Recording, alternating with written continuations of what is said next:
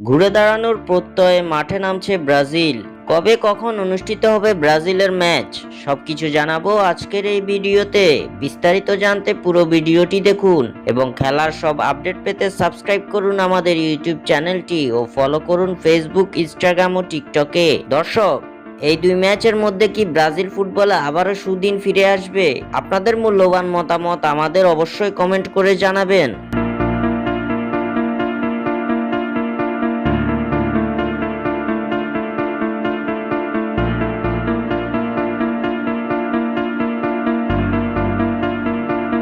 Brazil ফুটবলে ঘুরছে শঙ্কার কালো মেঘ। সাম্বা স্টাইল খ্যাত সেলেসাওরা এখন যেন নাকানি ছুবানি খেতেই ব্যস্ত।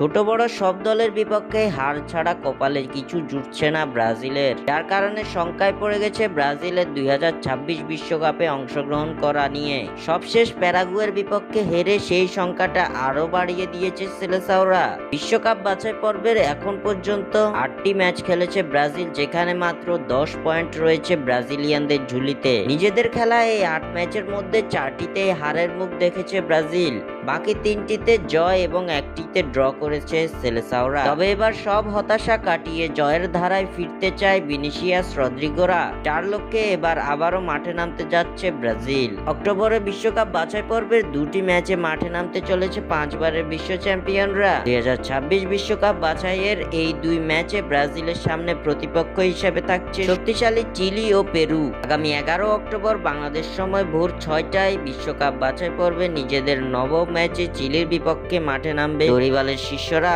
অন্যদিকে নিজেদের 10ম ম্যাচে আগামী 16 অক্টোবর বাংলাদেশ সময় সকাল 6টা 45 পেরুর বিপক্ষে লড়বে ব্রাজিল। এই ম্যাচ দুটিকে ঘিরে ভক্তদের মাঝে কাজ করছে বাড়তি উন্মাদনার। স্বাক্ষর থেকে সাদবিন ইসলাম।